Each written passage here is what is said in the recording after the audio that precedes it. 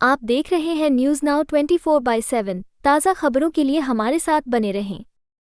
संविधान दिवस के अवसर पर संबोधित करते हुए दिल्ली के पूर्व मुख्यमंत्री और आपके राष्ट्रीय संयोजक अरविंद केजरीवाल ने एक बार फिर भाजपा पर निशाना साधा। उन्होंने कहा कि तमाम साजिशों के बावजूद सरकार भी ईमानदारी से चल सकती है। हमारी पार्टी ने ये साबित किया है। उन्होंने कहा कि आम आदमी पार्टी के गठन को 12 साल हो गए हैं। आज हमारी पार्टी का 13वां जन्मदिन है। आज भारत का संविधान दिवस भी है। पूर्व सीएम केजरीवाल ने कहा कि ये कोई संयोग नहीं हो सकता। भगवान ने कुछ सोचकर ही आज़ादी के 70 साल बाद आम आदमी पार्टी को जन्म दिया। शायद उनको लगा होगा कि संविधान खतरे में है। भगवान ने झाड़ू चुनाव चिन्ह दिया ताकि गंदगी को साफ कर सकें। ये संघर्ष हमारी किस्मत में था।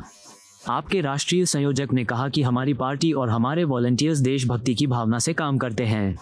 हम अपने वॉलंटियर्स को कुछ नहीं देते। उन्होंने विरोधियों पर हमले करते हुए कहा कि हर 6 महीने में वो आम आदमी पार्टी की श्रद्धांजलि कर ही देते हैं कि पार्टी खत्म हो गई। मैं जेल गया, मनीष सिसोदिया जेल गए, संजय सिंह जेल गए, सत्येंद्र जैन को जेल भेजा और हर बार ये उड़ाया गया कि पार्टी खत्म हो गई। इनकलाब वंदे आम आदमी पार्टी, आम आदमी पार्टी।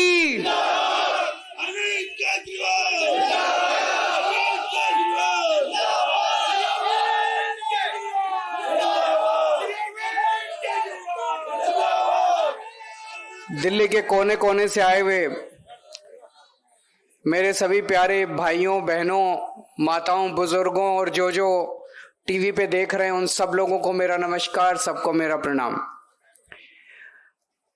आम आदमी पार्टी को बने हुए अब 12 साल हो गए। आज 13वां जन्मदिन है। ऐसे लगता है जैसे कल ही बनी थी।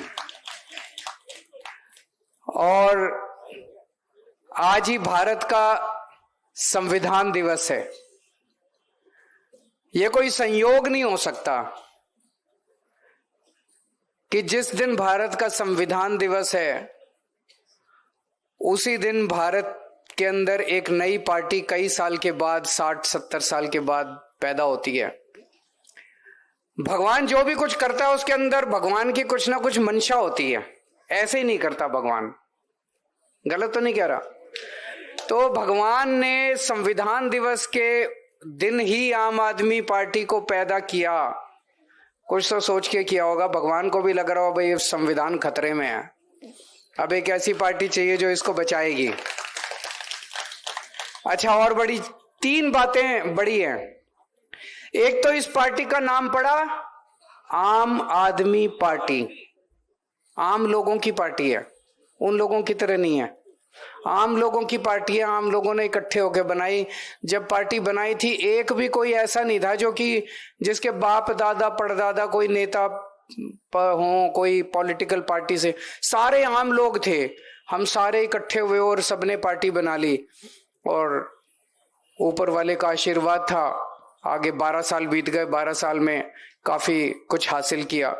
तो पहली चीज तो आम आदमी पार्टी। दूसरा, झाड़ू इसका चुनाव चिन्ह। तो भगवान ने कुछ तो सोचा होगा कि एक तो संविधान दिवस वाले दिन आम आदमी पार्टी और झाड़ू चुनाव चिन्ह। तो भगवान ने बहुत बड़ी जिम्मेदारी दी आप लोगों की। ये झाड़ू चलाने की आपकी जिम्मेदारी है। पूरे देश को साफ करो अब। तो जब पूरे देश को साफ करोगे, कूड़ा कचरा निकालोगे, तो फिर धूल मिट्टी तो उठेगी थोड़ी, है ना। संघर्ष तो करना पड़ेगा। ऐसा तो नहीं है कि बिना संघर्ष किए। तो ये जितना कुछ चल रहा है हमारे खिलाफ, ये तो लिखा ही था, हमारी तकदीर में ही लिखा है। ये संघर्ष तो हमारी तकदीर में ही लिखा है।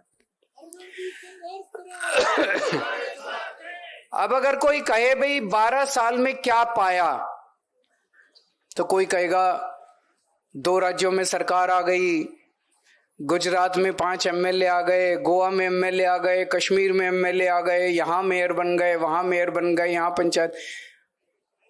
मेरे हिसाब से उससे बड़ा, सबसे बड़ा अचीवमेंट है कि हमने इस देश को एक मॉडल ऑफ गवर्नेंस दिया है कि सरकार ऐसे भी चल सकती है,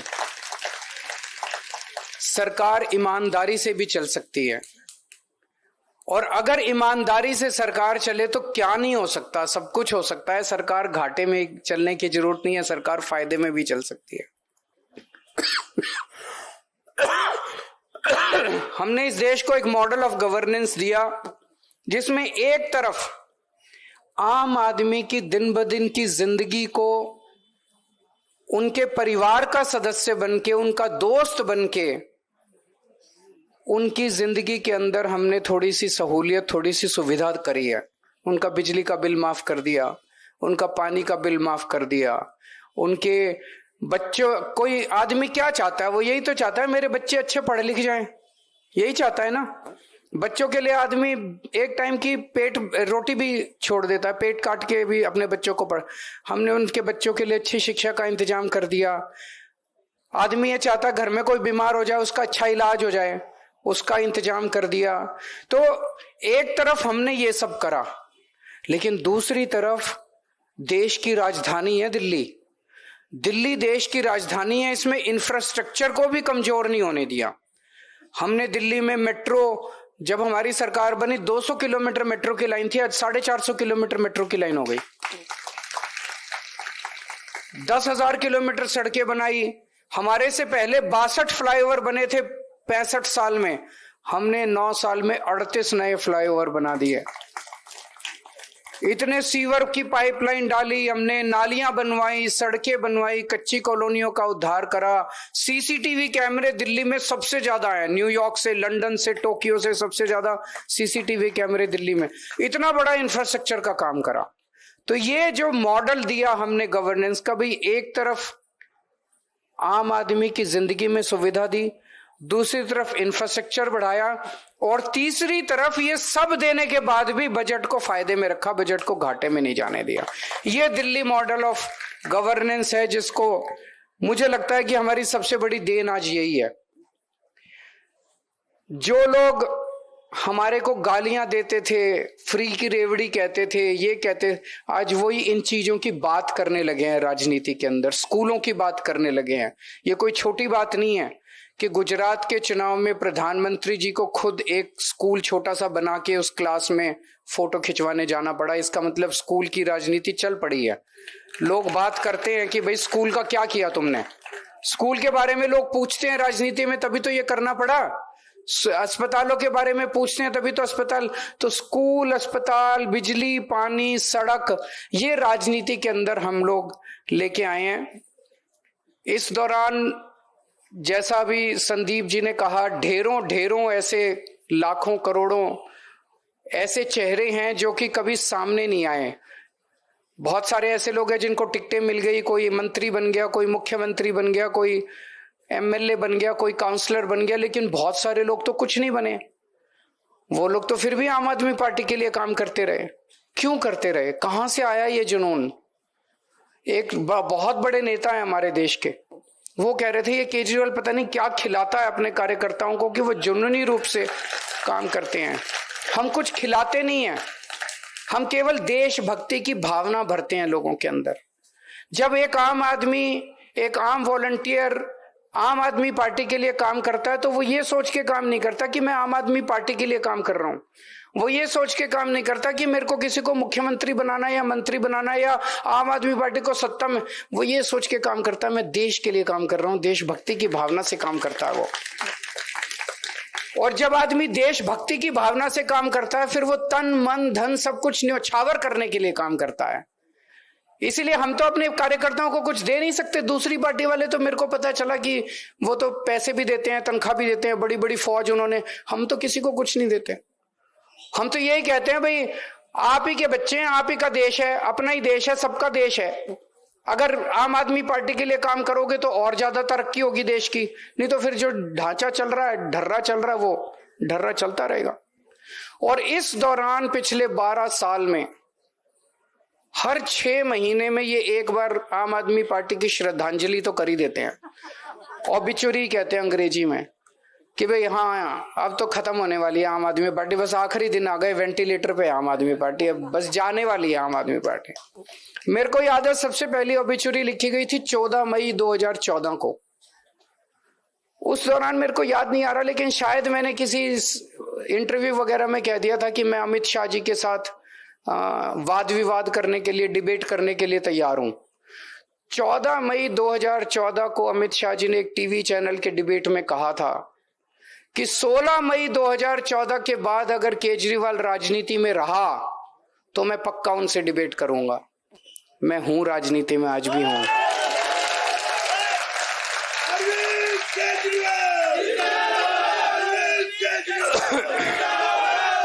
हर 6 महीने के बाद इन्होंने हमारी श्रद्धांजलि करी है। अभी भी पिछले साल 1.5 साल से पहले मनीष जी गए, सतिंदर जैन गए जेल, संजय सिंह गए, धीरे धीरे मैं गया।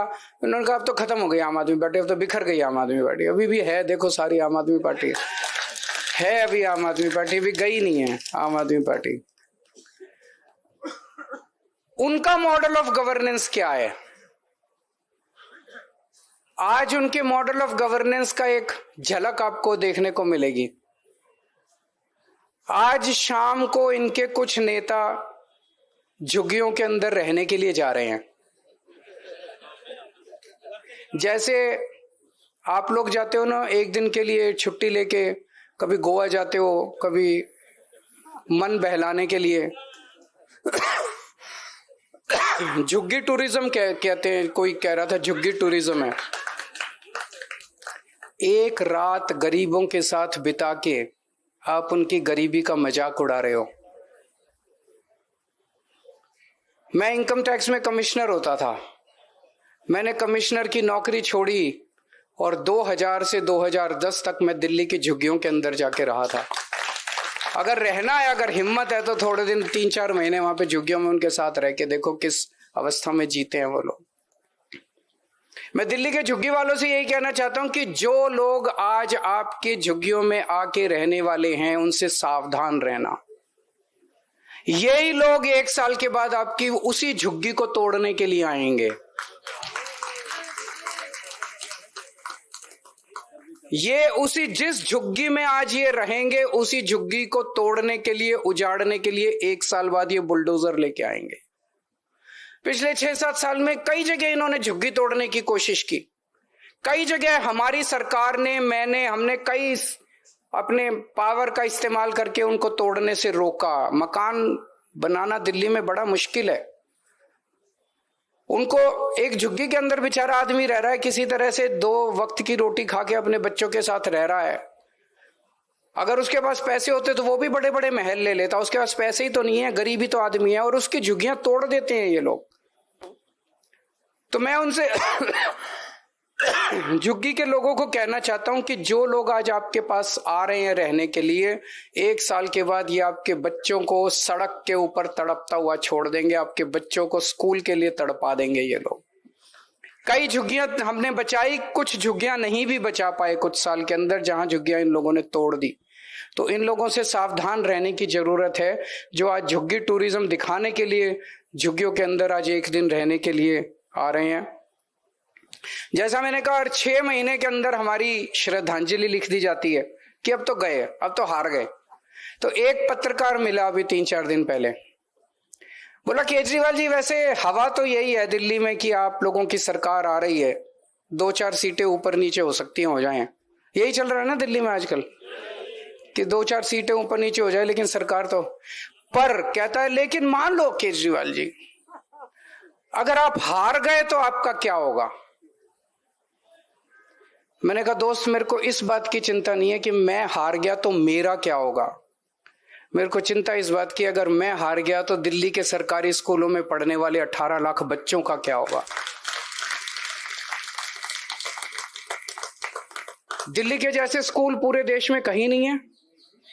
बड़ी मुश्किल से 10 साल के अंदर इतना अच्छा शिक्षा का इंतजाम किया है। अगर हमारी सरकार चली गई तो उन बच्चों के पेरेंट्स का क्या होगा, जिन्होंने एक उम्मीद देखी है कि मेरा भी बच्चा अब डॉक्टर, इंजीनियर, वकील बनेगा।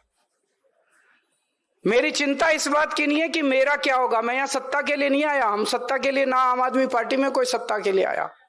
हमारी चिंता इस बात की है कि दिल्ली में आज जब कोई किसी गरीब के घर में कोई बीमार होता है, उसे तकलीफ तो होती है बीमार घर में कोई हो, लेकिन उसे पैसे की चिंता नहीं करनी क्योंकि उसे सरकारी अस्पताल और मोहल्ला क्लिनिक में इलाज मिलता है।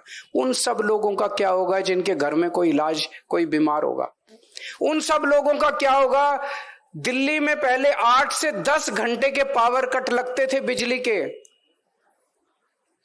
अगर हमारी सरकार चली गई तो दिल्ली के अंदर फिर से 8-8, 10-10 घंटे के पावर कट लगने चालू हो जाएंगे। हमारे देश की राजधानी का क्या होगा? 2 करोड़ लोगों का क्या होगा? आज आम आदमी पार्टी ने पूरे देश के अंदर एक उम्मीद पैदा की है। पहले उम्मीद खत्म हो गई थी लोगों को कि सरकार कुछ करेगी, बस एक बार इससे नाराज होते थे उसको वोट दे देते थे, उससे नाराज होते थे। उस उम्मीद का क्या होगा जो आम आदमी पार्टी ने पूरे देश के अंदर जगाई है? केजरीवाल जीते हारे ये छोटी बात है। केजरीवाल यहाँ पे सत्ता के लिए नहीं आया, सीएम बनने नहीं आया, 2 बार सीएम की कुर्सी पे लात मारी है बिना किसी दबाव के अंदर।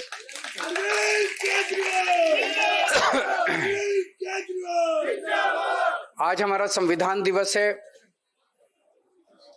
इस मौके पे मैं आप सब लोगों को, आम आदमी पार्टी के लोगों को एक अच्छी बधाई देना चाहता हूं कि एमसीडी में हमारी सरकार बने अभी 2 ही साल हुए हैं।